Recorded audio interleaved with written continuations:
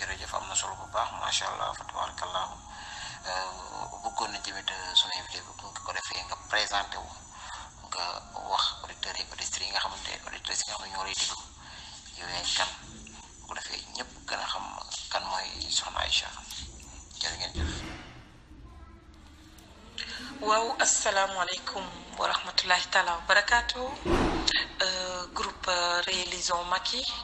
maa ngi leen di nuyu kenn ku ci nekk ci sa tur ak sa sant di kontaan ci dalal bi ngeen ma dalal waaye di rafetlu aussi kàddu yi bu baax a baax di nuyu vraiment Mamadou Moustapha Fall Kirik bu baax a baax coordonnateur maa ngi leen nuyu di la jox sa wàccuwaay waaye maa ngi leen nuyu aussi Pape maa ngi lay nuyu bu baax di wax ne rek li nga ma laaj dinaa ci sawar a tontu muy vraiment ki ma doon ak lan laa représenté fii nga xamante ni fii laa nekk muy Italie donc voilà man Aïssa Djigo laa tudd donc nekk fii responsable des femmes APR section Milan 1 en même temps la présidente des Amazones républicaines pour l'émergence avec Macky mi nga xamante ni nii mën naa ni sama section moo jur mouvement boobu donc may wax ne may remercier de passage suñu coordonnateur section Sidi Silla ay ak membre section bi yëpp di nuyu ñëpp rek di wax ne aussi ñi ma fekk ci panel bi ak sama camarade de parti yi nga xam ne ni fii ci Italie la ñu nekk waaye bokk ci biir groupe bi maa ngi leen di nuyu di leen jox seen wàccuwaay ñoom ñëpp di wax ne rek aussi à part casquette boobu nga xamante ni moom laa am j'étais aussi voilà présidente adjointe chargée des relations avec les jeunes de la DSE voilà donc loolu moo fi mooy li nga xamante ni moom laa occupé côté parti bi côté politique ma concentré wu ci lool nag may wax ne aussi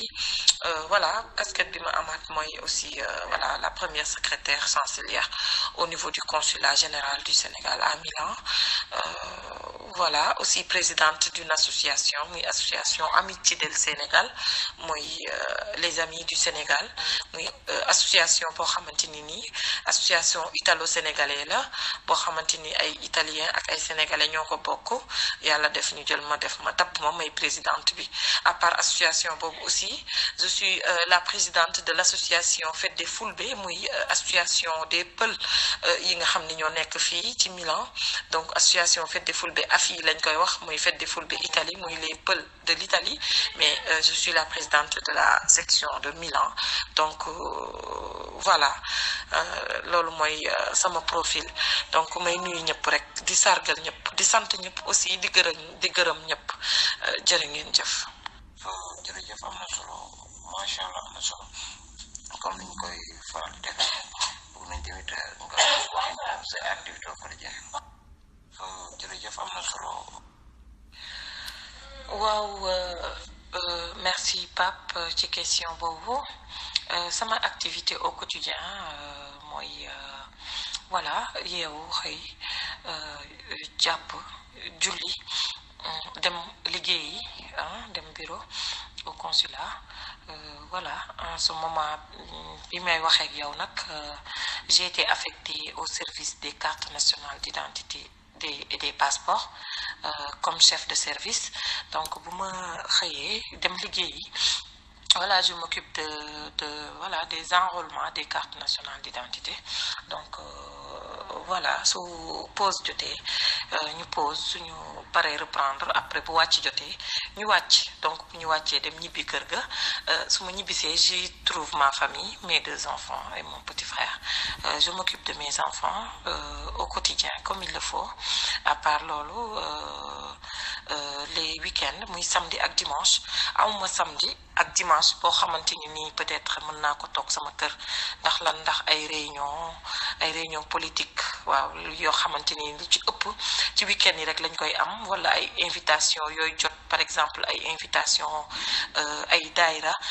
yuy def seeni gàmm wala ñuy def seeni ay activité daal ñu invité la wala ñu def la marraine donc ñu invité ma wala ñu def ma marraine Donc, dans ce cas, je suis obligée d'aller répondre à la communauté sénégalaise ñi nga xamante ni nii peut-être jox nañ ma cër jox ma gëdd jox ma sama wàll ba bu ñuy xewlee muy murit muy laayeen muy tijaan ak ku munti doon soo xewlee soo ma woowee ci sa bés bind ma lettre damay ñëw indi sama soutien indi sama enveloppe au nom de quoi au nom de l'APR laay wax ndax ñoom ci politique bi lañ ma xamee ci APR lañ ma xamee may politique di def loo xamante ni nii macha allah lu rafet laa ko mën a tuddee kenn du ne da ngay juger sa bopp waaye askan wi xam nañ lu may def askan wi xam nañ ne ci luy jëmale parti bi muy APR kanam rek lay dox donc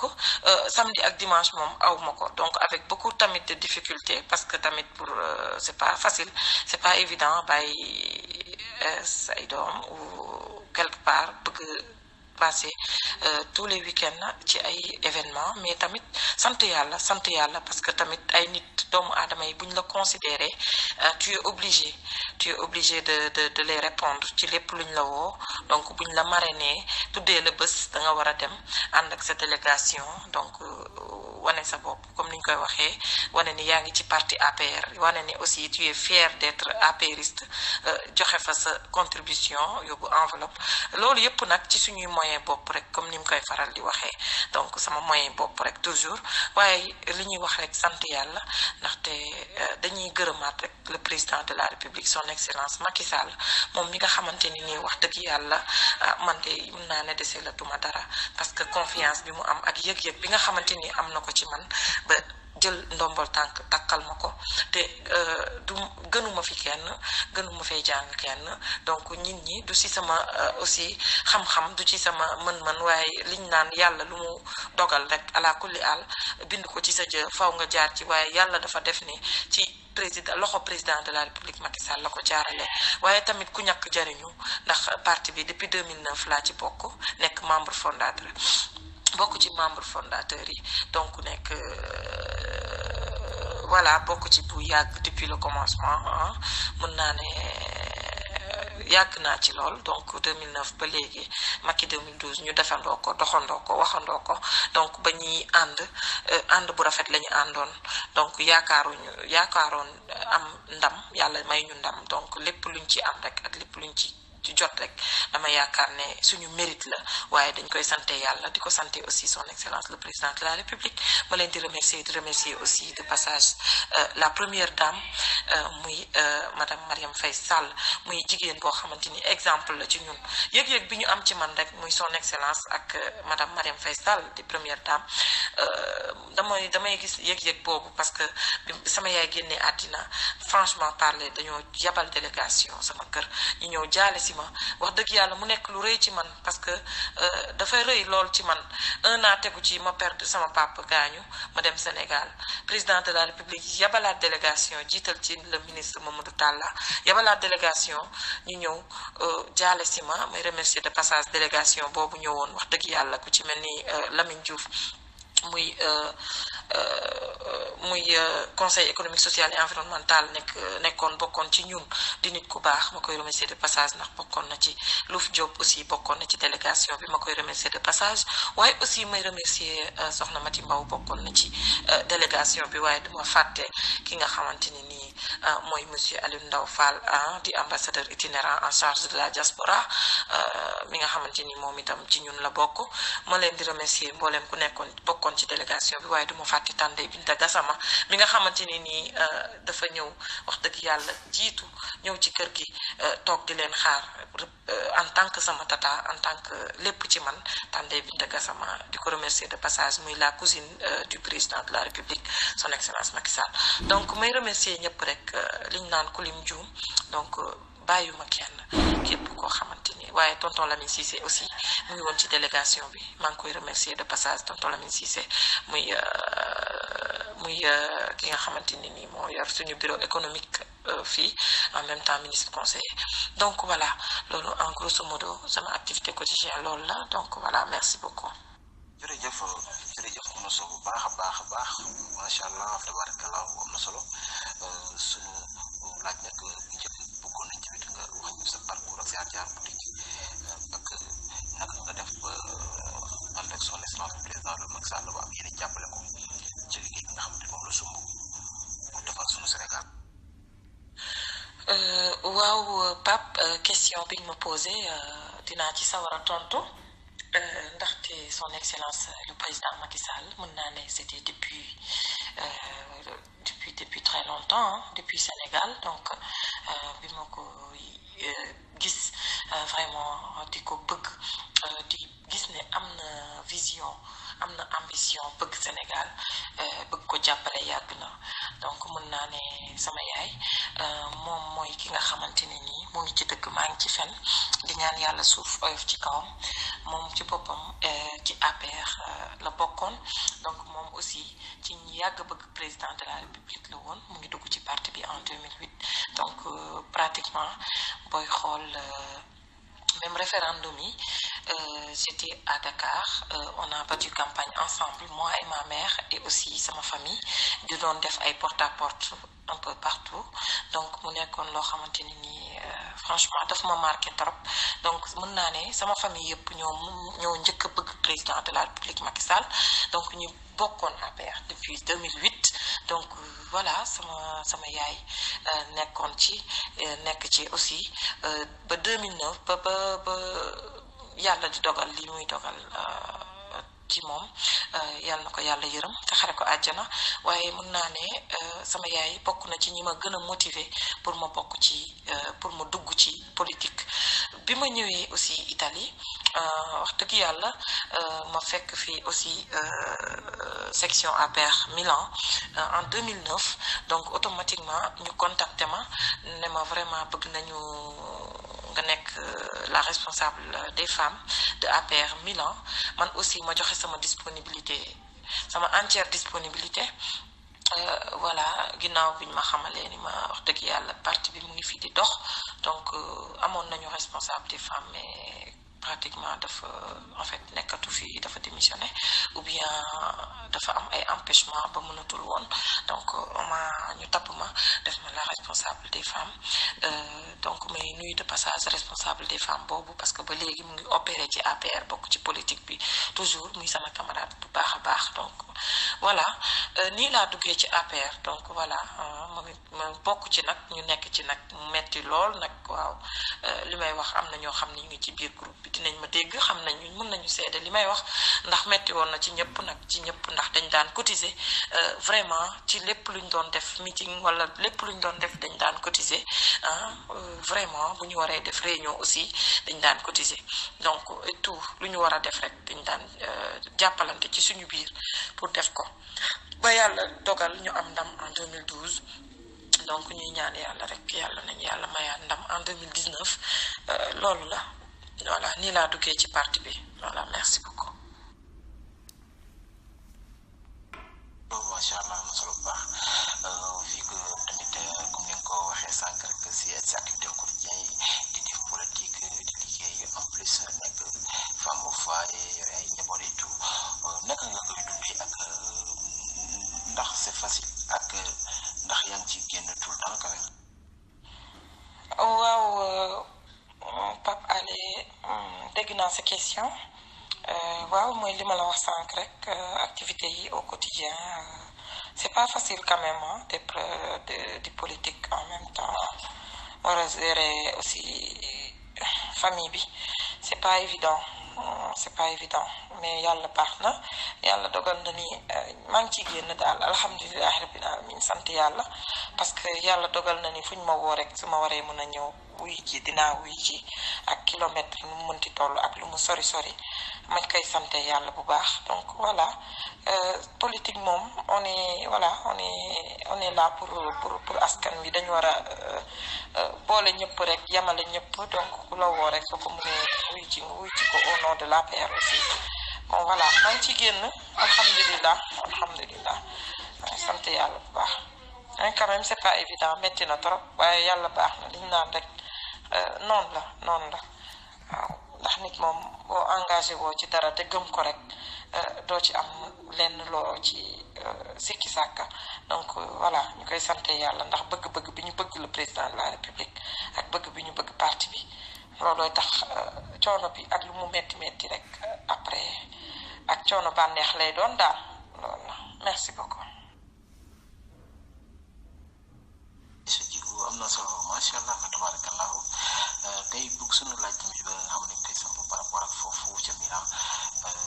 xamante ni bokk ci responsable nga xamante ni wax dëgg yàlla parti woon nañu mën a yaakaar si ñoom foofu ci Italie sax laay wax Italie en général bi ñu gis ne tamit ci élection législative yi wax dëgg yàlla ñu xaaroon foofu gisuñu ko ñu may laaj tamit ndax yéen a ngi waajal loolu ak élection présidentielle yi ñu ak ban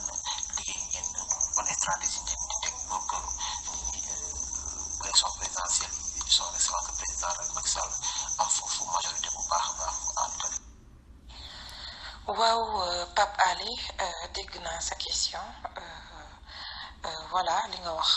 voilà au niveau de Milan au niveau de l'Italie sax en général comme ni nga ko waxee ñu ngi préparé effectivement 2019 ni ñu koy préparé mooy fexe nu ñu nekkee benn d'abord àndandoo nekk benn fexe nu ñuy unir suñuy force pour pouvoir vraiment obtenir des bons résultats en 2019 loolu nag li may wax rek chaque jour mënuñu ko am ci lenn lu dul dans l'unité donc dans l'ensemble nu ñuy fexe ba d'accord ci suñu biir ànd nekk benn ku ci nekk yéene sa moroom jàmm xam ne ku ci nekk xoolee sa moroom camarade de parti et aussi en tant que sa frère wala sa sœur ñu fexe fóot xol yi raxas xol yi ba mu set génnee lépp loo xamante ne nii fàtte suñu bopp daal te xam ne président moo soxla man loolu laa gis bu ñu xamee loolu rek yaakaar naa ni mbooloo mooy doole suñu booloowee rek dinañ am li ñu bëgg man sama loolu laay wax chaque jour donc sama objectif ak sama yaakaar ci lépp lu ma ko teg mooy ñu booloo ba pare nekk benn ku nekk yéene sa moroom bu baax ñu xam ne ñun ñëpp kenn ci ñun soxlawul le président de la république moom moo soxla ñu jël suñu intérêt fàtte ko waaye jël jiital intérêt du président de la république mu nga xamante ni nii moom la ñu bëgg a falaat bu ko defee ku nekk di nga nangoo dékku lu bari man Aïcha nangu naa dékkoo lépp waaw ñu yéeg sama kaw jaar la def lu nekk bëgg naa ko dékkoo fàtte sama bopp waaye jublu ci élection yi jublu ci li nga xamante ni moo ñu may ndam defe naa man loolu moom la sama moroom yi aussi xalaat donc loolu rek lañu bëgg defandoo yépp dans l'ensemble waaye aussi ay stratégie aussi yu bëree bëri d'ailleurs le 23 am nañu réunion je pense war nañ ci waxtaan ci loolu la rek def ay visite de proximité jéem a jege askan wi jéem a def ay activités d'ailleurs am nañu activité bu ñuy waajal le 24 juin incha allah fii ci Milan donc loolu yëpp rek ci cadre fexe rek nu ñuy xëccaatee nit ñi ndax nit ñi kenn moomu leen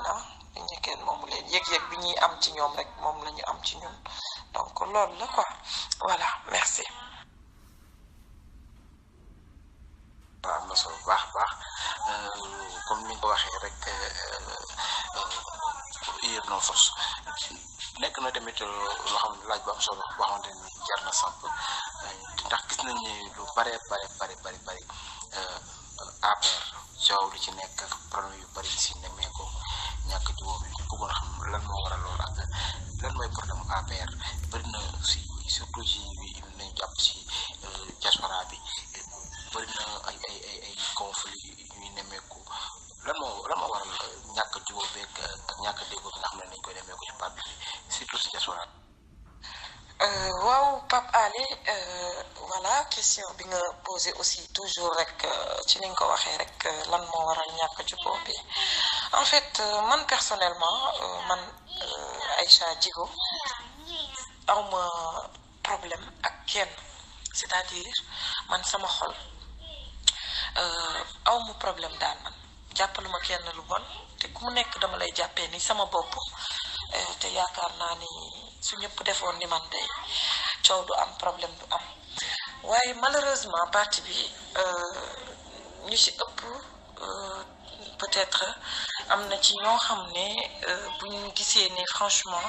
seen camarade am na mu ngi liggéey am na mbooloo vraiment di fësal liggéeyam au lieu ñu encourager ko mais malheureusement la majeure partie dañ lay jéem a déstabiliser te loolu vraiment du lu ñu rafetlu du lu ñu rafetlu ndaxte defe naa ay nit bu ñuy ànd nga yéene li nga yéene sa bopp nga yéene ko sa moroom te xam ne ñun ñëpp ay jullit lañu te xam ne aussi lii jaar-jaar rek la donc ñu ni neen la te ñun rek ñoo fi desaat dama yaakaar ni ñu sekk jàmm mooy nekk li nga xamante ni moo ñuy amal solo ndaxte jàmm ci la lépp xaj man moom fi ma toog ñëpp laa yéene jàmm waaw ñëpp laa yéene jàmm te bu doon sama sago ñi yéenente jàmm ñun ñëpp ndax ñu mën a am vraiment mën a am ndam mën a aussi rendre le président de la République la monnaie de sa pièce parce que tamit bàyyiwuñu ginnaaw benn yoon jàppale nañu ci lu bari donc ñun aussi man de sama xalaat mooy nañu booloo nekk benn ku nekk yéene sa morom jàmm mooy li nga xamante ni nii mooy li am solo donc voilà loolu la ku nekk nag man nag mënuma juger ñëpp ku nekk yaa xam lan moo nekk ci sa xol ku nekk yaa xam lan moo tax mënuloo juboo ku nekk yaa xam mais man li may ñaan toujours rek mooy nañu tàppe xol yi ànd nekk benn parce que ci loolu lay dox toujours d'ailleurs sama lancement officiel des Amazones républicaines pour l'émergence avec Macky mu nekkoon le même jour bi ñuy lancé suñu section Milan 1 boo seetloo harmonie bu rafet amoon na fa waaw nit ñi ñëpp ñëw nañu nekk benn bokk ndey bokk baay donc loolu la quoi donc voilà man ci loolu lay dox te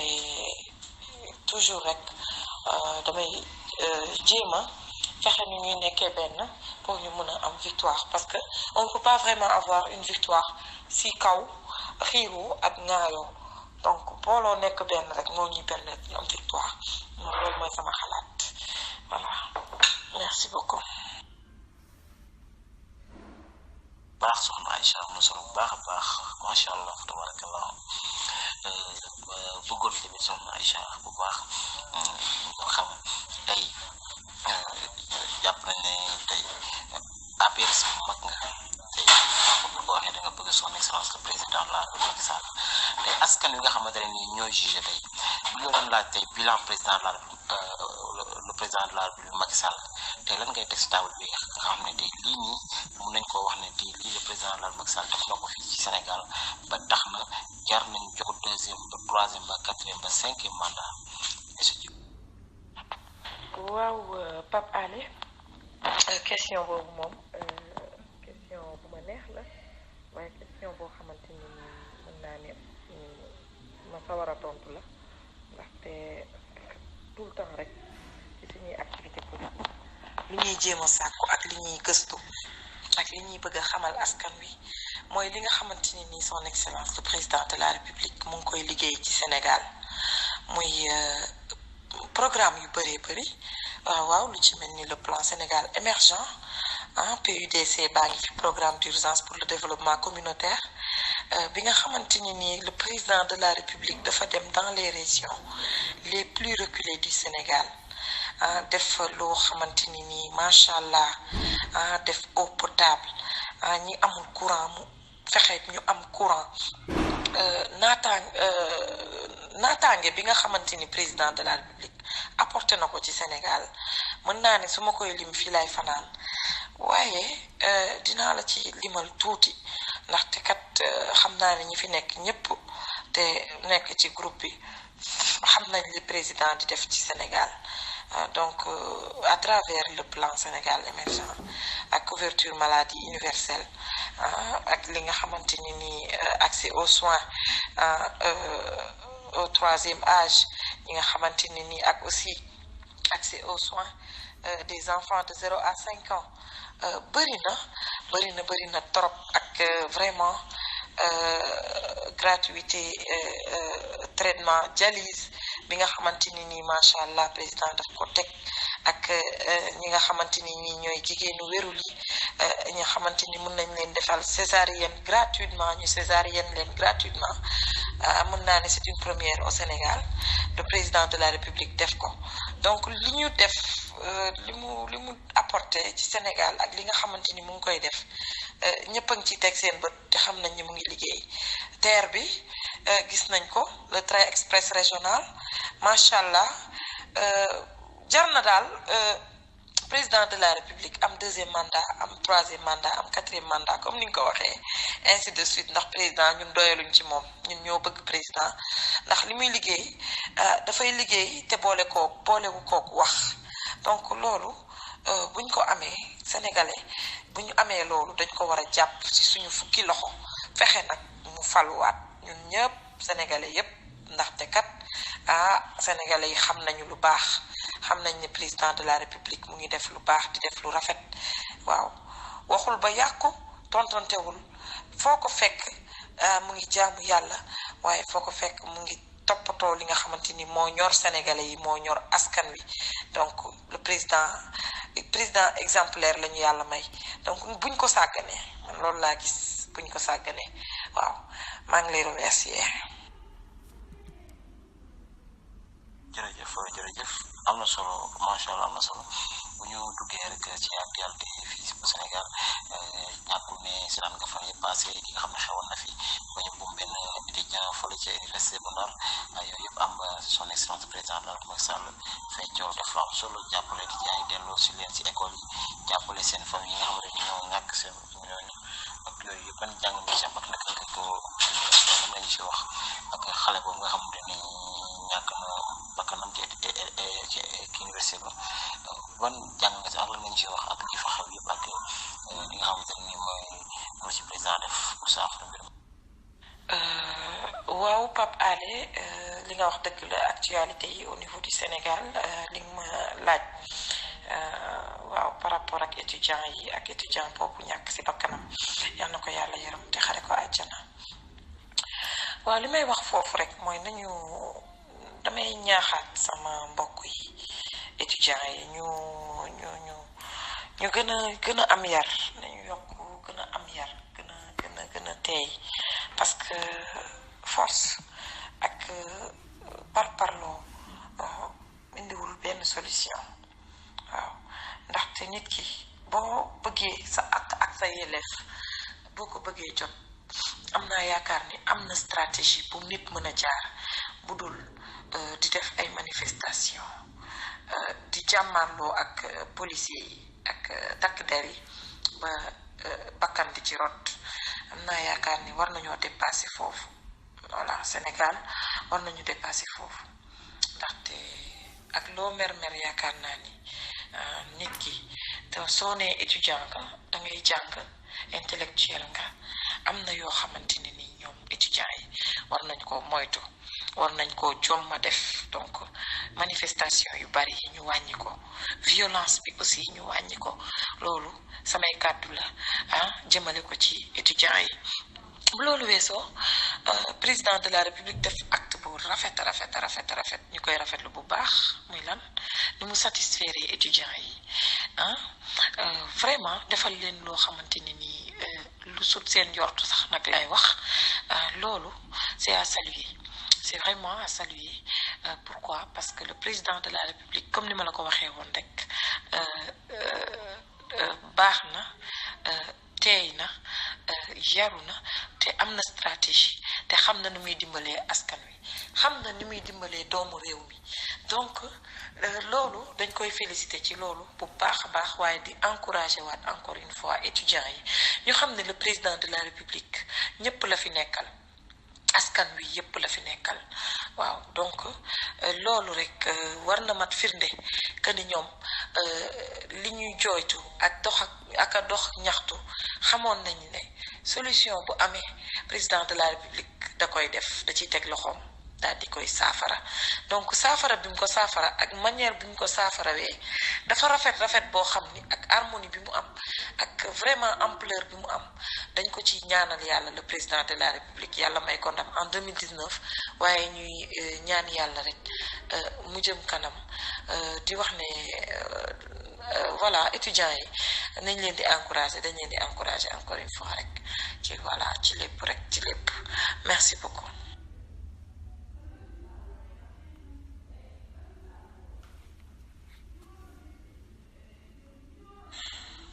waaw Pape Alé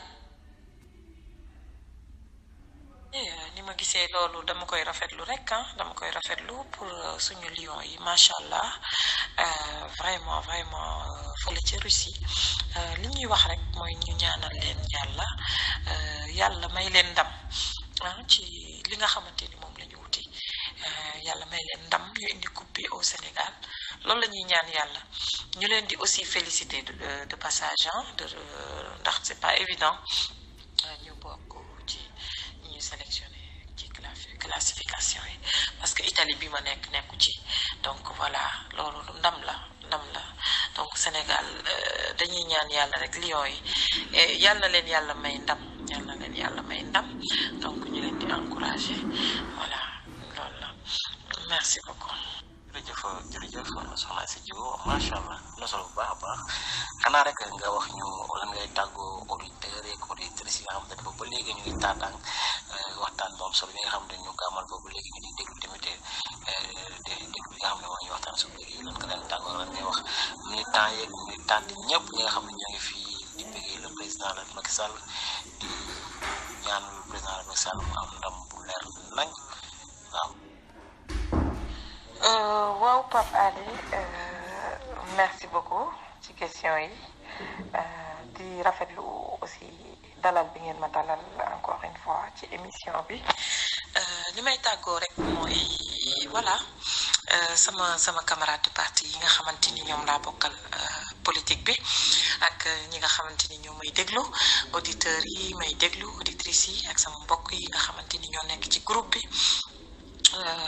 li may tàggoo rek mooy voilà nañu jiital le président de la république teg ko ci suñu kanam bu ñu defee loolu yaakaar naa ni duñu juum waaw nañu jiital intérêt du parti te xam ni parti bi ndam moo ko tax a jóg yàlla nañu yàlla may ndam voilà nañu bennoo àndandoo juboo bokk li ñu bëgg bokk gis-gis bokk yaakaar bokk suñuy pas-pas li ñu bëgg ñun ñoo ko xam ñu boolendoo yëpp rek di yëkkateendoo di dóorandoo yaakaar naa buñ ko defee bu ñu am ndam dinañu yomb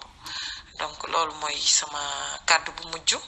encouragement yooyu laa amoon ci lu may def waaye di wax ne aussi toogaay amatul militant ak foo mënti nekk ak militante ak foo mënti nekk am naa yaakaar ni toogaay amatul donc nañu jéem a jóg defi ay visite de proximité jéem a toog ak askan wi jéem a waxtaan ak askan wi jege askan wi mën leen li ñuy wax rek mën a fexe nu ñu leen di convaincre ba nga xamante ni nii lu ñu xamul woon ñu xam ko ci président de la république li nga xamante ni jot nañ ko xam itam ñu leeralal leen ñu xam ne président mu ngi liggéey te dara soxalu ko lu dul